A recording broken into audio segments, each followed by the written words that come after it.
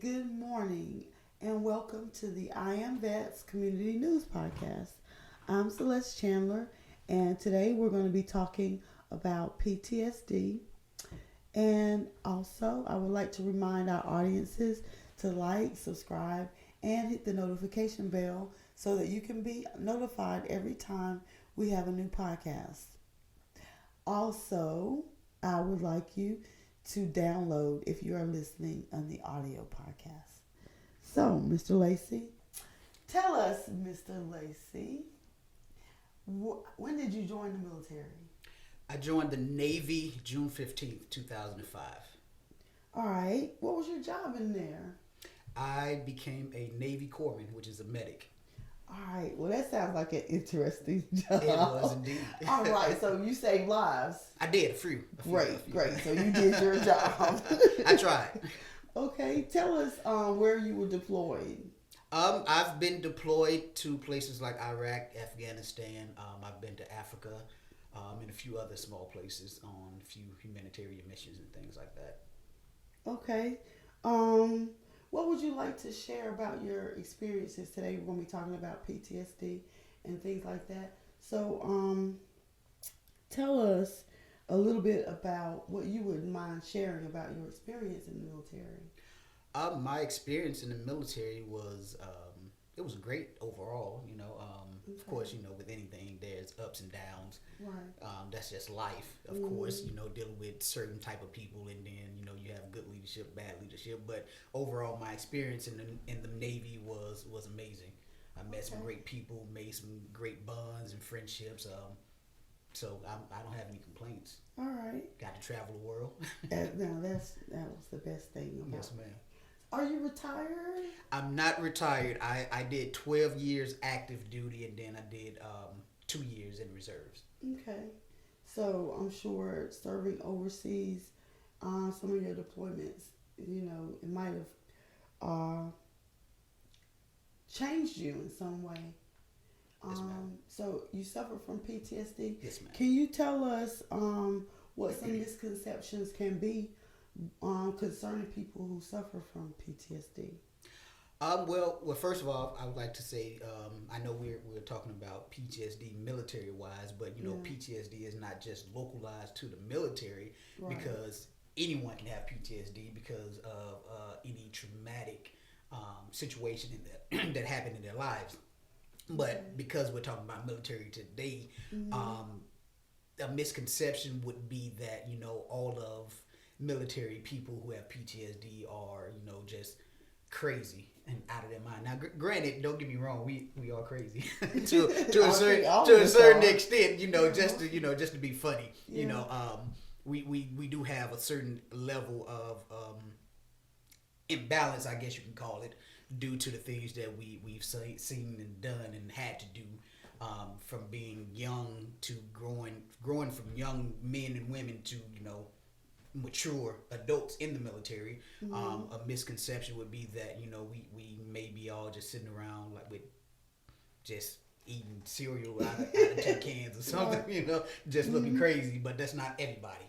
Tell us a little bit about the signs and symptoms that someone might suffer from. Definitely anxiety, depression, which are things that I have that I deal with, and I see therapists for. Nightmares, unable to sleep, staring off, and easily paranoid and startled. Okay. How do you deal with those things whenever they occur? Well, I believe in having a good circle of people around you, support circle.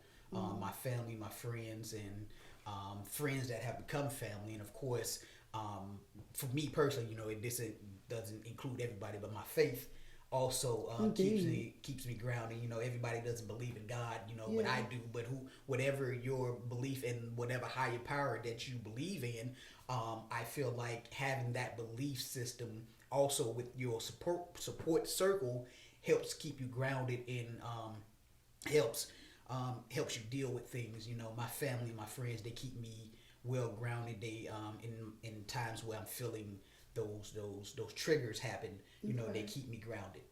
Can you tell us more about those triggers, things that might cause, some of the anxiety and Yes, ma'am. Yes, ma'am. So for me personally, I don't do large crowds. That triggers my anxiety to the absolute fullest. I'm working on that in therapy. Loud noises such as fireworks on Fourth of July and things of that nature.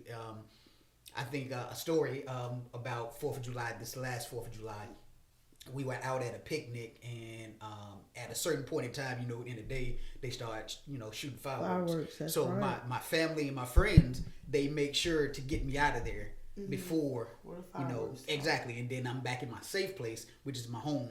When I'm in my safe place, I can deal with it because my mind is distracted and I'm doing other things and doing activities with my daughter and my family. My daughter is a big driving force in my life. My two-year-old toddler, Isabella Chanel Lacy, Daddy loves you. I know. Shout out them kids.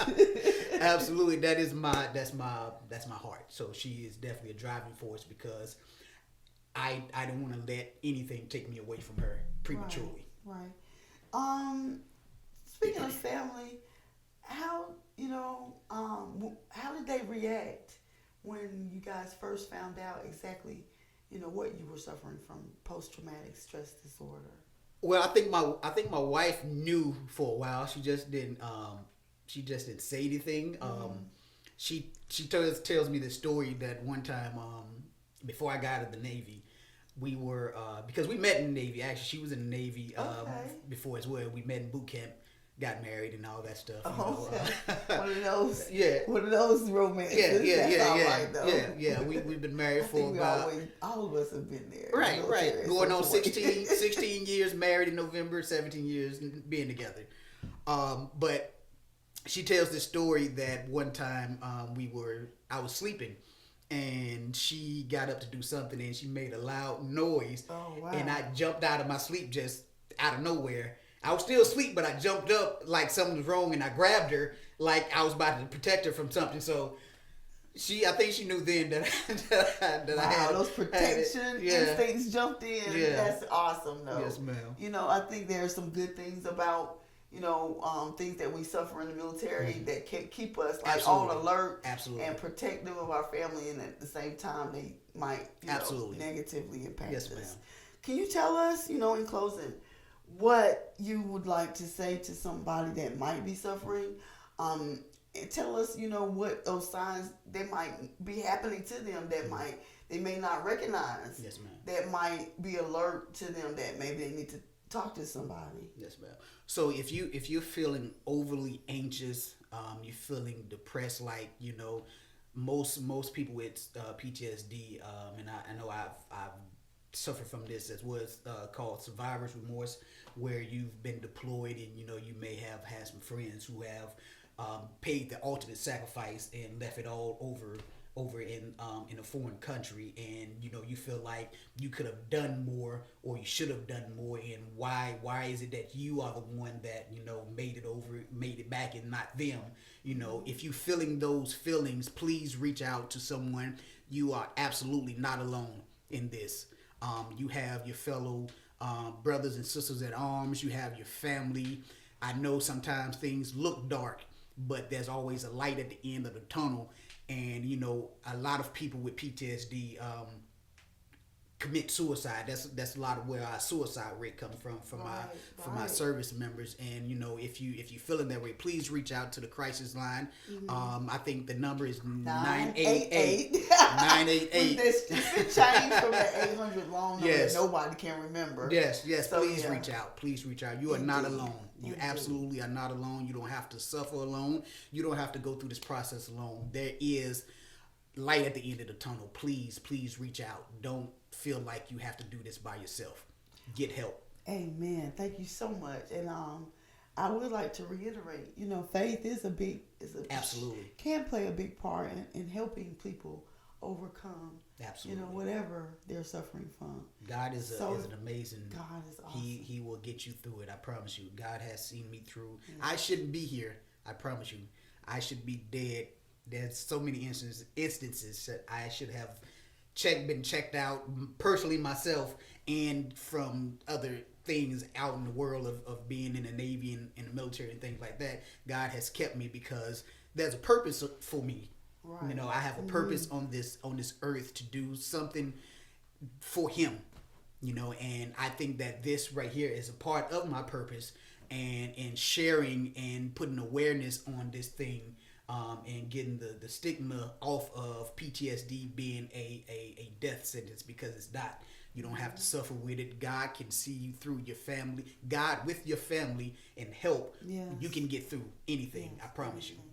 Well, thank you so much again, No problem. Fredrick. And once again, I'd like to remind our audiences to like, subscribe, and give us a ring on that notification bell so that you can be notified every time we have a new podcast. And if you're listening to the audio, make sure you download it and get those numbers up. Thank you.